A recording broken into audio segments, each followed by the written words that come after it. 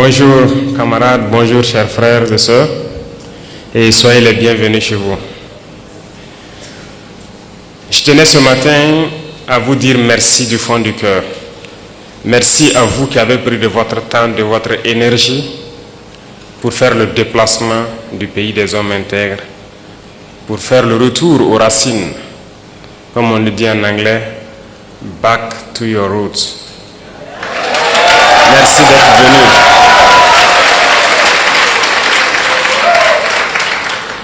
Vous nous avez fait preuve de fraternité, vous nous avez fait honneur, et je prie Dieu qu'il continue à vous bénir tous, à vous donner la santé, la force nécessaire de pouvoir continuer à revenir à vos sources. Parmi vous, il y a des personnes âgées, très âgées, qui malgré le poids de l'âge, ont fait le déplacement avec vous. Je vous dis infiniment merci du fond du cœur et que Dieu continue à vous réconforter.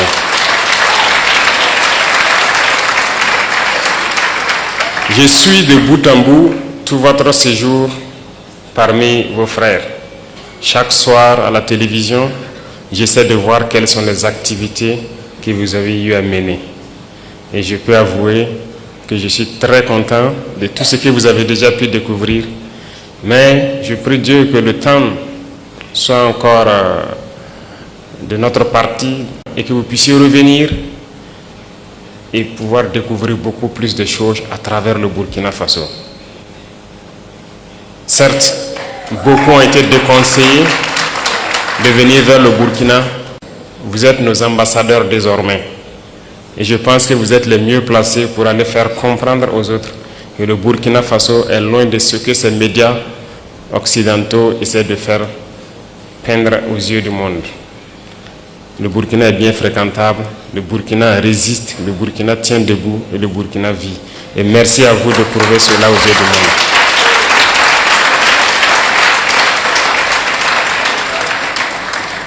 Je vous salue également pour votre détermination à vouloir nous accompagner dans notre lutte, à vouloir donc accompagner vos frères et sœurs ici au Burkina Faso en investissant dans tous les domaines possibles.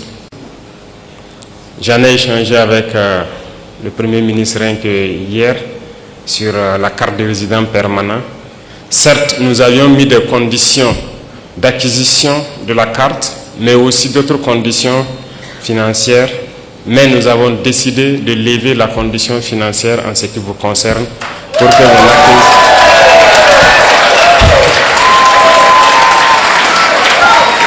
Donc pour vous, il sera question juste de vous en tenir à la question de la carte. Donc toutes les autres conditions, vous serez exemptés. Et merci à vous d'ouvrir le pas pour tous ceux qui souhaitent donc prendre cette carte et pouvoir investir et rester au Burkina. Ceci dit, le Burkina Faso est un pays en pleine construction. Et je pense que beaucoup d'opportunités vous ont été présentées. Il y a encore beaucoup d'autres opportunités. Déjà la question de la radio et de la télévision, je puis aussi vous assurer que je ferai tout pour accompagner la création d'une telle radio ou d'une telle télévision ici au Burkina Faso.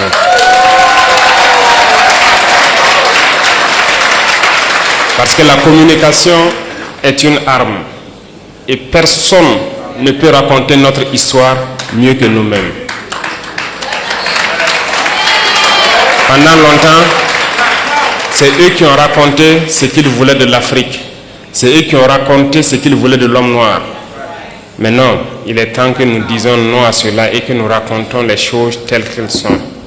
Et je vous encourage à pouvoir poursuivre ce projet que nous allons beaucoup accompagner. Le Burkina Faso est en construction.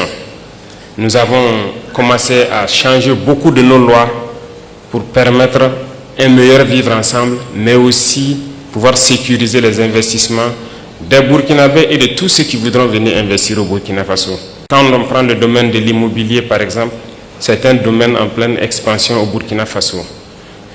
Nous prenons le domaine de l'agriculture et de la transformation agricole, notamment l'industrie agroalimentaire, l'énergie. Bref, il y a beaucoup de domaines qui sont donc ouverts et nous avons besoin des cerveaux de nos frères pour venir construire ici les industries qu'il faut pour transformer nos matières premières, et c'est nous qui devrons nourrir le monde et non nous qui devrons aller quémander aux yeux du monde. Et c'est bien possible que l'Afrique nourrisse le monde. Et donc je vous invite à pouvoir réfléchir, vous mettre ensemble peut-être, mais je vous assure que nous allons vous accompagner pour pouvoir investir dans des domaines clés au Burkina Faso qui peuvent vous être bénéfiques et bénéfiques à tous vos frères ici. Et ça, c'est l'essence même de notre lutte.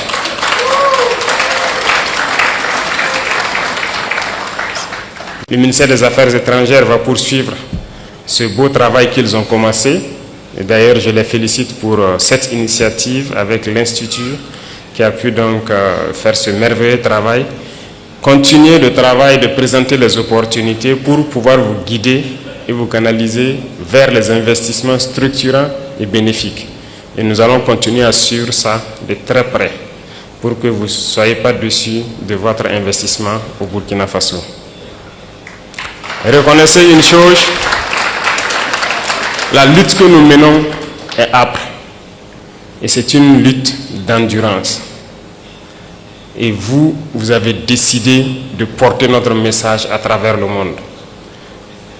Nous ne luttons pas pour le Burkina Faso tout seul. Nous luttons pour l'Afrique. Nous luttons pour l'homme noir. Nous luttons pour la dignité de l'Afrique. Nous luttons pour le bien-être de nos populations. Et qui lutte pour la dignité et le bien-être de sa population a aussi quelque chose en cœur. Nous sommes de tout cœur avec tous les peuples qui luttent pour la justice, pour l'égalité, pour le bien-être. Et nous sommes amis à tous les peuples qui nous respectent et qui respectent notre souveraineté et notre dignité. Et merci à vous d'accompagner donc ce combat que nous menons. Il est très difficile de mener ce type de combat. Et je sais que vous le savez mieux que moi. Voir l'Afrique se réveiller, c'est un cauchemar pour certains. Mais pourtant, l'Afrique est en train de se réveiller. Et l'Afrique va se réveiller. Nous n'allons pas être complices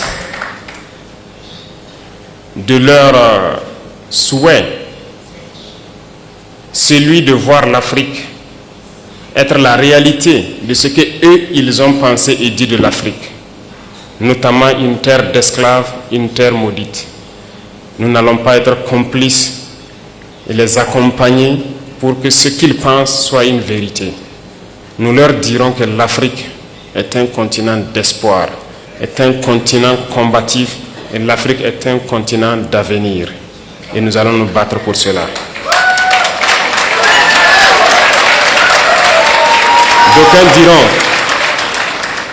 D'aucuns diront que c'est impossible pour l'Afrique de rattraper le retard, de se réveiller.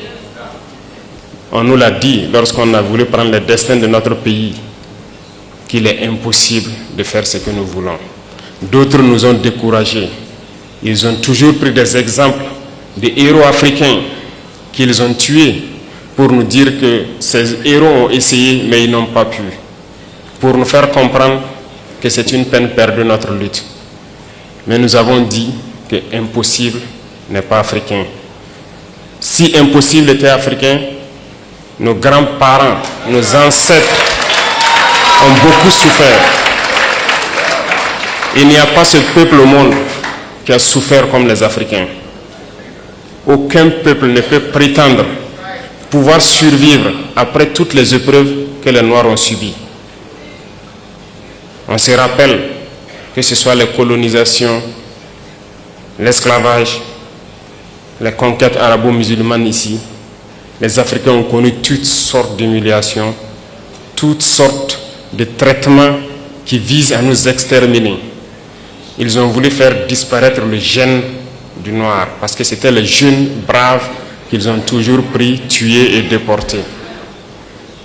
Donc l'Africain est le plus résistant de l'histoire de l'humanité parce que nous avons résisté à toutes les barbaries possibles.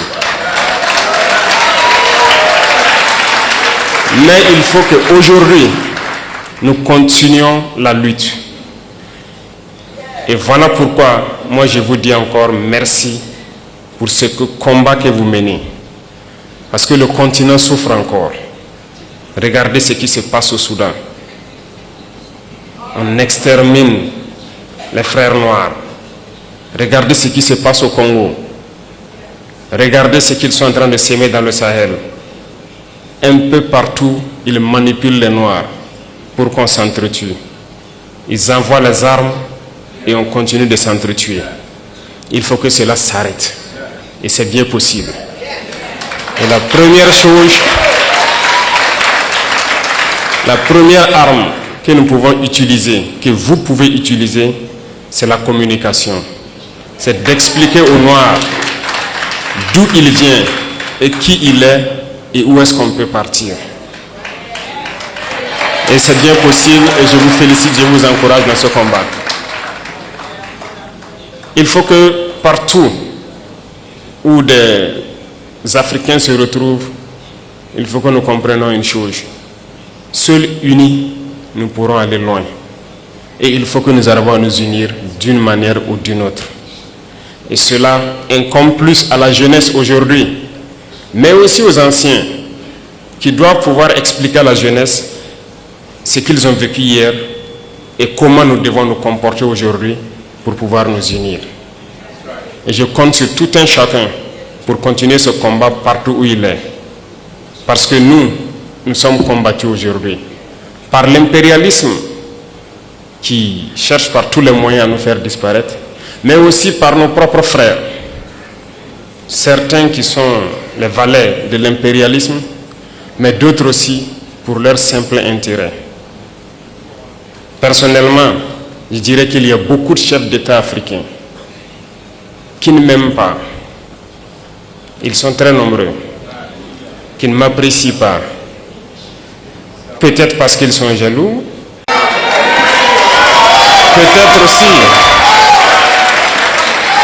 peut-être aussi je suis un danger pour leur maître. Quoi qu'il en soit, moi je ne les en veux pas. Et ils font semblant. Lorsque les gens les croisent, ils font semblant de m'aimer. Mais je sais qu'ils sont nombreux à ne pas m'aimer. Mais notre prière est que Dieu les change profondément dans leur cœur. Que Dieu mette beaucoup d'amour dans leur cœur. Pas pour nous, mais pour leur peuple. Pour qu'ils aiment leur peuple. Et qu'ils se battent pour leur peuple. Parce que nous continuerons à prêcher le message pour que leur jeunesse se réveille. Et je prie Dieu que Dieu mette l'amour dans leur cœur, qu'ils aiment leur jeunesse, qu'ils aiment leur peuple et qu'ils se battent pour le bien-être de leur peuple. Peut-être qu'à travers cela, nous aussi nous allons bénéficier d'une once d'amour de leur part. Et je prie Dieu que cela puisse arriver et très vite, que nous puissions voir dans la même direction, voir que nous devons nous battre pour le bien-être de nos peuples, de nos jeunesses, de nos continents, de nos pays. Et à travers cela, il n'y a pas de choix, on va s'unir. Parce que l'Afrique est immensement riche, nous avons un marché immense et nous avons des cerveaux à travers le monde. Et nous allons faire venir tous nos cerveaux pour travailler avec nous. Et l'Afrique a besoin de tous ses fils, de toutes ses filles pour pouvoir se développer. Et vous portez ce message, vous portez ce combat. Et nous devons tout faire pour que ce combat aboutisse et au plus vite. Ça, c'est très important. Parce que vous devez voir ce combat aboutir dans très peu de temps. Et c'est bien possible. Donc, je vous encourage, je vous félicite pour tout ce que vous faites. Et avant de clore mes propos, je vous invite à chaque occasion que vous pourrez revenir au Burkina Faso parce que nous allons transformer le Burkina Faso, faire du Burkina un exemple pour que les gens voient que c'est possible. Nous allons partir de cette situation de guerre, construire le pays, le rendre mielleux et que tout le monde voit que c'est bien possible et ça va motiver d'autres à se lancer sur le même chemin que nous. Merci pour cet accompagnement, merci pour cette chaleur que vous êtes venus nous donner, merci pour l'amour que vous êtes venus nous donner. Et je prie Dieu que vous retournez tous sains et saufs et que vous revenez chez vous au Burkina Faso, investir et vivre paisiblement quand vous le souhaitez. Merci beaucoup à tous. Que Dieu vous accompagne, que Dieu vous bénisse. La patrie ou la mort. Merci. Le capitaine Ibrahim Traoré, président du Faso, a récemment lancé un message qui dépasse largement le cadre d'un simple discours politique ou d'une invitation économique. En appelant les afrodescendants à revenir investir au Burkina Faso, il ne se contente pas de proposer un retour aux affaires et aux opportunités commerciales. Il ouvre une véritable voie symbolique et concrète vers la réappropriation du destin africain. Chaque mot prononcé porte une dimension historique, culturelle et humaine, et démontre une vision profondément souveraine et inclusive. La chaîne Quelle leçon pour l'Afrique y voit une leçon capitale. L'Afrique doit non seulement retrouver ses enfants dispersés à travers le monde, mais elle doit également créer les conditions pour que ces derniers puissent contribuer pleinement à sa renaissance et à son émancipation. Ce n'est pas un simple discours sur l'investissement, c'est un appel à l'unité, à la solidarité et à la responsabilité collective. Lorsque le président remercie chaleureusement ses frères et sœurs venus de tous les continents, il ne parle pas seulement de politesse ou de protocole. Il met en lumière une valeur fondamentale, la fraternité africaine et le retour aux racines. Traoré insiste sur l'importance de renouer avec ses origines, sur ce lien profond qui unit les Africains à leur terre et à leur histoire. Quelle leçon pour l'Afrique rappelle que comprendre et honorer ses racines n'est pas un acte nostalgique ou symbolique, mais un levier puissant pour construire un futur autonome et prospère. Chaque visite, chaque initiative portée par un Africain de la diaspora devient un catalyseur pour la transformation du continent. Ces gestes sont autant de preuves concrètes que le développement africain ne dépend pas uniquement de l'extérieur, mais de la mobilisation de ses propres forces, de ses ressources et de ses talents. Traoré va plus loin en déclarant que ses visiteurs deviennent désormais des ambassadeurs du Burkina Faso. Cette affirmation dépasse le simple rôle diplomatique, elle traduit une stratégie de souveraineté et de communication.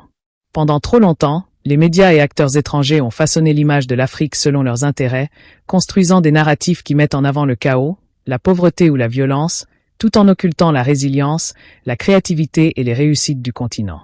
En plaçant la diaspora comme relais de vérité, le président affirme que les Africains eux-mêmes peuvent raconter leur histoire, montrer leur dignité et démontrer leur capacité à se relever. Quelle leçon pour l'Afrique insiste sur ce point. Chaque Africain, où qu'il soit, peut devenir un acteur de changement, un vecteur de conscience et un ambassadeur de la vérité africaine. Le discours du président ne se limite pas à l'histoire ou à l'identité. Il place également l'investissement et le développement au centre de son propos. Traoré détaille les nombreuses opportunités offertes dans des secteurs stratégiques tels que l'agriculture, l'industrie, l'énergie, l'immobilier et la communication. L'appel est clair, l'Afrique a besoin de mobiliser ses cerveaux et ses ressources pour transformer ses matières premières en richesses durables. La leçon pour le continent est profonde. Le développement ne se décrète pas, il se construit avec intelligence, stratégie et engagement collectif. Chaque initiative portée par un Africain de la diaspora devient un acte de souveraineté, un moyen de renforcer l'autonomie économique et un signal fort pour inspirer la jeunesse locale à croire en ses capacités. Traoré souligne également une mesure concrète et inclusive, la levée de certaines barrières financières pour l'acquisition de la carte de résidence permanente. Cette initiative illustre la volonté du Burkina Faso de faciliter le retour de ses enfants et de créer un environnement favorable pour les investissements africains. Quelle leçon pour l'Afrique y voit un modèle à suivre. Chaque politique visant à simplifier le retour de la diaspora et à encourager sa contribution est une victoire pour l'unité africaine et la construction collective du continent. Cela montre que l'Afrique peut et doit créer des ponts pour ses talents, afin que ceux-ci deviennent des acteurs actifs de sa transformation, sans obstacles artificiels ou bureaucratiques inutiles. Le président met aussi l'accent sur l'importance de la communication comme arme stratégique. Pendant trop longtemps, ce sont les récits étrangers qui ont dominé, influençant la perception mondiale de l'Afrique et de son peuple. Traoré appelle à inverser cette tendance. L'Afrique doit raconter ses histoires, valoriser ses réussites et montrer sa résilience. Quelle leçon pour l'Afrique souligne que la maîtrise de la communication est essentielle pour éveiller les consciences, inspirer la jeunesse et mobiliser l'ensemble de la diaspora. Chaque témoignage, chaque projet, chaque succès devient un vecteur de transformation et un moyen de renforcer l'image et la crédibilité du continent. Enfin, le président insiste sur l'union et la solidarité. Il rappelle que seuls les Africains unis peuvent réaliser ce qui semble impossible.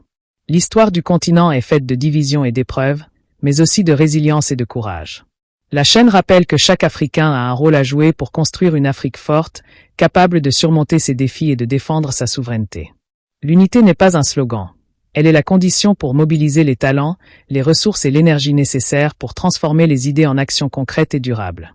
Ainsi, le message central de Traoré dépasse la simple invitation à investir. Il s'agit d'un appel à la conscience collective, à la responsabilité et à l'action concrète. La diaspora, la jeunesse, les entrepreneurs et tous les Africains sont interpellés. Participer au développement de l'Afrique, raconter sa vérité, soutenir la souveraineté et renforcer l'unité sont des missions essentielles pour garantir un futur prospère. Quelle leçon pour l'Afrique y voit une opportunité unique de réflexion et d'engagement. Chaque spectateur peut, à son niveau, devenir un acteur de changement, contribuer à la transformation du continent et faire de l'Afrique un espace d'innovation, de justice et de prospérité. Cette première partie démontre que le discours de Traoré est à la fois stratégique, symbolique et profondément inspirant. Il ne s'agit pas seulement d'un appel aux investissements. C'est un programme pour réveiller les consciences, mobiliser les forces africaines et rappeler à tous que la dignité et la renaissance du continent passent par la solidarité, l'unité et l'action collective. L'Afrique a devant elle une chance historique de se reconstruire avec ses propres enfants, et c'est à chacun de répondre à cet appel avec courage, lucidité et engagement. Le discours du capitaine Ibrahim Traoré ne se limite pas à l'invitation économique ou au retour symbolique de la diaspora. Il est un appel à la conscience collective, une leçon de lucidité historique et une stratégie de souveraineté. Chaque phrase prononcée résonne avec l'histoire du continent, rappelant à tous les Africains que la dignité, l'autonomie et la prospérité ne sont jamais venues d'elles-mêmes, mais ont toujours été le fruit d'une lutte, d'un engagement et d'une volonté collective. La chaîne « Quelle leçon pour l'Afrique » insiste sur ce point. Comprendre cette profondeur, c'est reconnaître que chaque investissement, chaque action, chaque retour de diaspora est un acte politique et culturel, un pas vers la renaissance africaine. Traoré rappelle à juste titre que l'Afrique a subi des siècles d'humiliation et de violences systématiques, esclavage, colonisation, conquêtes extérieures, manipulation politique et économique. Aucun autre peuple au monde n'a été confronté à une succession aussi longue et méthodique de tentatives d'extermination culturelle et physique. Pourtant, malgré toutes ces épreuves, l'Afrique a survécu. Cette résilience est au cœur du message. Le passé ne doit pas être un fardeau, mais un enseignement et un moteur pour transformer l'avenir. Quelle leçon pour l'Afrique souligne que comprendre cette histoire, l'intégrer et en tirer des stratégies d'unité et de construction est indispensable pour que le continent cesse d'être spectateur et devienne acteur de son propre destin. Le rôle de la diaspora est central dans cette réflexion. Traoré ne se contente pas de l'inviter à revenir pour investir financièrement. Il lui confère un rôle de leadership intellectuel et moral. La diaspora est vue comme un relais, capable de porter la vérité africaine au monde, de défendre l'image du continent, mais aussi d'apporter des compétences, des talents et des perspectives nouvelles. Quelle leçon pour l'Afrique rappelle que chaque Africain vivant à l'étranger peut être un agent de transformation, un ambassadeur de la dignité africaine, capable d'influencer les perceptions et de créer des ponts entre le continent et le reste du monde. C'est un appel à la mobilisation globale. L'Afrique se construit avec tous ses enfants, qu'ils vivent sur le continent ou dans la diaspora. La jeunesse africaine occupe une place centrale dans le discours. Traoré insiste sur le fait que ce sont les jeunes qui doivent porter le flambeau de la transformation. La jeunesse est l'avenir, mais aussi le moteur de la réappropriation des savoirs, de l'innovation et de la souveraineté économique et culturelle. Les jeunes Africains doivent comprendre leur histoire, connaître leurs racines et prendre conscience de leur rôle dans la construction d'une société plus juste et plus prospère. La chaîne Quelle leçon pour l'Afrique y voit un message clé. Éveiller les consciences des jeunes, leur montrer leur potentiel et leur donner les moyens de participer activement à la transformation de leur continent est une condition indispensable pour que l'Afrique cesse d'être dépendante et commence à se gouverner elle-même. Traoré met également en lumière les menaces contemporaines qui pèsent sur l'Afrique, notamment l'ingérence extérieure, la manipulation des conflits et la division interne. Les crises dans le Sahel, au Soudan ou au Congo sont autant d'exemples de la manière dont certains acteurs extérieurs et internes tentent de fragiliser les peuples africains pour servir des intérêts étrangers. La leçon pour l'Afrique est claire. Seule l'unité permet de résister, de se défendre et de bâtir un avenir stable. Quelle leçon pour l'Afrique insiste sur cette vérité historique et stratégique. L'Afrique ne pourra progresser durablement que si ses peuples s'unissent, si la diaspora collabore avec les populations locales et si tous œuvrent pour des objectifs communs, guidés par l'intérêt général et la dignité du continent. L'aspect économique de ce discours est intrinsèquement lié à sa dimension politique et sociale. Traoré évoque la nécessité pour l'Afrique de produire sa propre nourriture, de transformer ses matières premières, de développer l'énergie, l'agriculture et l'industrie locale. Il rappelle que le continent possède toutes les ressources pour nourrir le monde et que cela doit devenir un objectif collectif. Quelle leçon pour l'Afrique y voit un enseignement fondamental. Le développement économique, lorsqu'il est porté par les Africains eux-mêmes, devient un vecteur de souveraineté et d'autonomie. Il ne s'agit pas seulement de créer de la richesse, mais de renforcer la capacité de l'Afrique à décider de son avenir et à valoriser ses talents. Traoré n'hésite pas à aborder la question des dirigeants africains et de leurs responsabilités. Il rappelle que certains dirigeants sont influencés par des intérêts extérieurs et ne défendent pas toujours le bien-être de leur peuple. L'appel à une gouvernance éthique, à l'amour du peuple et à l'intégrité est un point crucial. La chaîne « Quelle leçon pour l'Afrique » insiste. La transformation du continent dépend également de dirigeants conscients, capables de défendre les intérêts de leur population et de renforcer la souveraineté africaine. La responsabilité de chacun, citoyen ou dirigeant, est de participer activement à la construction d'un continent juste et prospère. Enfin, le discours se termine sur un message d'espoir et de mobilisation. Traoré insiste sur l'impossibilité qui devient possible, sur le fait que l'Afrique peut se reconstruire, se redresser et se projeter dans un futur de dignité et de prospérité. La chaîne « Quelle leçon pour l'Afrique » y voit un appel clair à l'action. Chaque Africain a un rôle à jouer, que ce soit par l'investissement, la transmission de connaissances, le soutien à la jeunesse ou la mobilisation pour l'unité et la souveraineté. Le futur de l'Afrique dépend de la vigilance, de la responsabilité et de l'engagement de tous ses enfants. Il appartient à chacun de répondre à cet appel, de contribuer à cette renaissance et de participer à la construction d'un continent capable de tenir debout et de rayonner.